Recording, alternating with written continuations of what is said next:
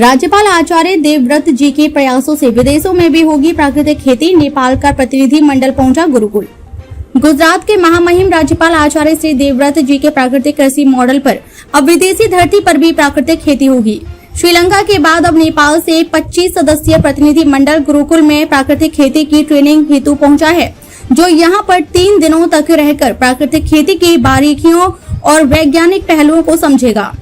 नेपाल के विदेश मंत्रालय के अपर सचिव गोकुल वीके और कृषि पशुपालन एवं डेयरी विभाग के अधिकारियों का यह दल मंगलवार रात गुरुकुल में पहुंचा। आज हुई प्राकृतिक कृषि गोष्ठी में राज्यपाल आचार्य देवव्रत जी प्राकृतिक कृषि के सिद्धांत और इसकी आवश्यकता पर विस्तृत चर्चा की। इस अवसर पर वरिष्ठ कृषि वैज्ञानिक डॉक्टर हरिओम द्वारा लिखित प्राकृतिक खेती के मूलभूत सिद्धांत नामक पुस्तक का भी राज्यपाल श्री द्वारा विमोचन किया गया। गोष्ठी में व्यवस्थापक रामनिवास आर्य विशेष रूप से उपस्थित रहे। आचार्य श्री ने बताया कि पिछले दिनों नेपाल के प्रधानमंत्री ने खाद की कमी को दूर करने हेतु भारत के प्रधानमंत्री श्री नरेंद्र मोदी जी से आग्रह किया।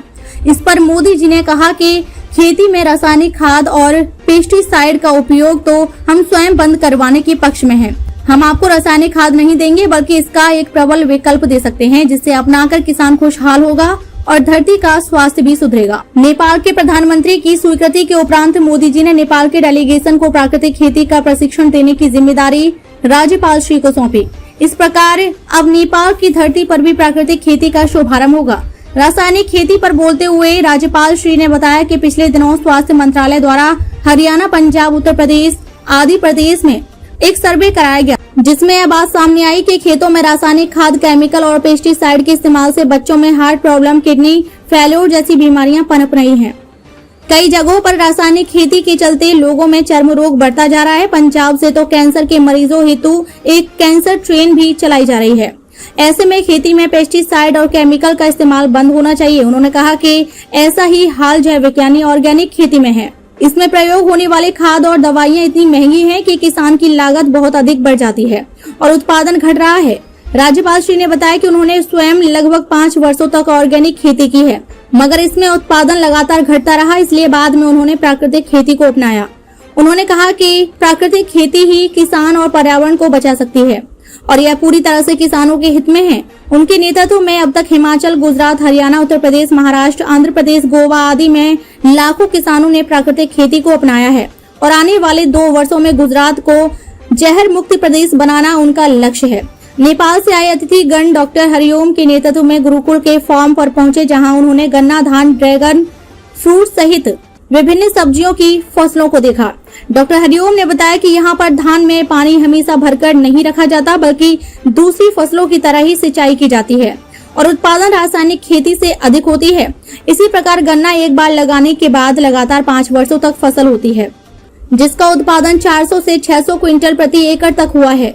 फार्म पर सेब और केले की लघु वाटिका भी अतिथियों को खूब पसंद आई। फार्म के भ्रमण के उपरांत सभी अतिथि संतुष्ट नजर आए और उन्होंने आचार्य श्री के प्राकृतिक कृषि मिशन से अधिक किसानों को जोड़ने का संकल्प लिया। देश में चला रहे हैं, आप भी वही खेती करो। आपके प्रधानमंत्री जी ने कहा हमें उसकी जानकारी नहीं, वो क्या होती है। हमारे प्रधानमंत्री जी ने कहा इसकी ट्रेनिंग हम आपको दिलवाएंगे और भारत के माननीय प्रधानमंत्री जी का मेरे को फोन आया। उन्होंने ये सारी स्थिति मेरे को बताई। उसी दिन से माननीय विदेश मंत्रालय दोनों मिल करके इन्होंने ये सारा कार्यक्रम समायोजित किया और उसी का परिणाम कि आज आप सब यहाँ हमारे बीच में आए हैं। आपकी जानकारी के लिए लगभग 8 साल पहले, उससे पहले आप यहाँ गुरुकुल कुरुक्षेत्र का एक एग्रीकल्चर फार्म है 180 एकड़ में।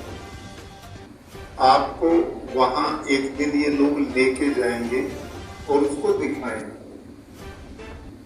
वो पूरा फार्म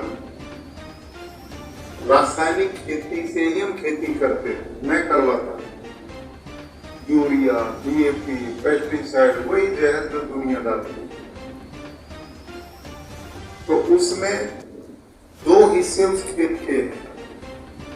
एक जहां से आप एंट्री करेंगे वो बड़ा उपजाऊ और अच्छा है।